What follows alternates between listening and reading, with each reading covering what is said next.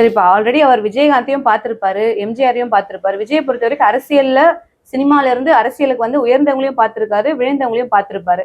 ஆனாலும் அவர் வந்து இப்போ அரசியல்ல வந்து ரொம்ப தீவிரமா இருக்காரு. பல கோடி சம்பளம் வாங்குறாரு. 100 கோடி, 150 கோடி, 200 கோடின்னு அவர் சம்பளம் ஒரு ஒரு படத்துக்கு அதிகமா இருக்கு. ஆனா நான் இனி படங்கள்லயே நடிக்க மாட்டேன்னு சொல்லிட்டு தான் அவர் இப்ப வந்து அரசியலுக்கு வராரு. சோ இந்த முடிவு வந்து சரி, நான் எடுக்கிறதா இருக்கிறேன், அவர் வந்து நடிக்க சொல்லு, வர சொல்லு. ஆனாலுமே அவர் இவ்வளவு ரிஸ்க்னு தெரிஞ்சு அவர் யாரு அரசியலுக்கு எடுக்கிறதா வரதுக்கு என்ன இருந்தாங்க, காரணம் எந்த படத்துல வேணான்ட்டு வந்தாரு அதை சொல்லுங்க. படத்துல நடிக்காம விட்டுட்டாரு, யார் புக் பண்ண அவர்? சார் அவருக்கு தொடர்ந்து படங்கள் இருந்துட்டே தான் என்ன படம் சொல்லுங்க, என்ன படம் தயாரிப்புல இருந்து வேணான்ட்டாரு அதை சொல்லுங்க.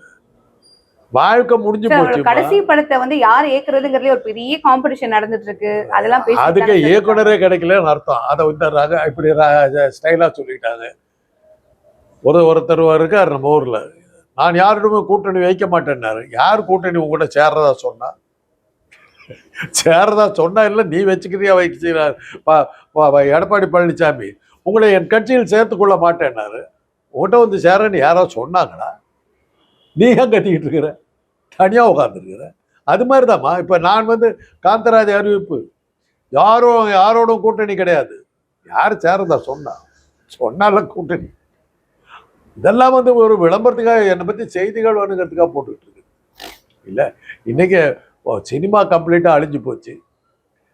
நான் கல்லூரிக்கு போகும்போது 4 தியேட்டர் இருந்தது வரிசையில்.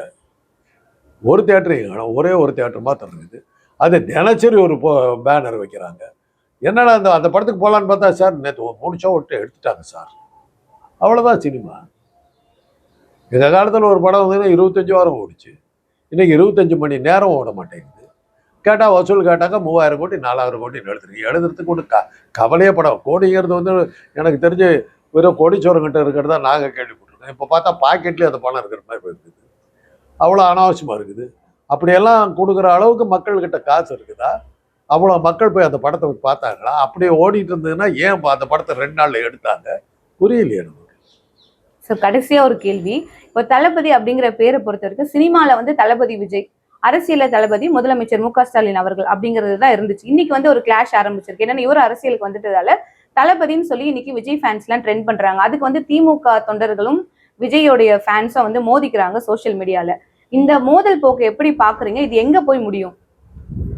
திமுக அழிஞ்சிடும். தளபதினு சொன்னாவே தமிழ்நாடுக்கு விஜய் தானே தெரியும். அதனால திமுக அழிஞ்சிடும். சரி, இல்ல நான் சீரியஸா கேட்கிறேன் சார். நான் சீரியஸா தான் சொல்றேன். உங்க ஆசையை ஏன் கெடுப்பானு சொல்றேன். ஏமா, கட்சியே ஆரம்பிக்கல, தொண்டர்களே சேர்ந்தாங்களா இல்லையான்னு தெரியல. தொண்டர்கள் வந்து விஜய் தான் வரணும்னு சொன்னாங்களா? எத்தனை தொண்டர்கள் சொன்னாங்க சொல்லுங்களா? இவரா தளபதி அதிகமா இருக்கிறாங்க. நீங்க தான் சொல்றீங்க ஃபேன்ஸ் அதிகமா இருந்தா ஏமா லியோ படம் ஃபெயிலியர் ஆகுது?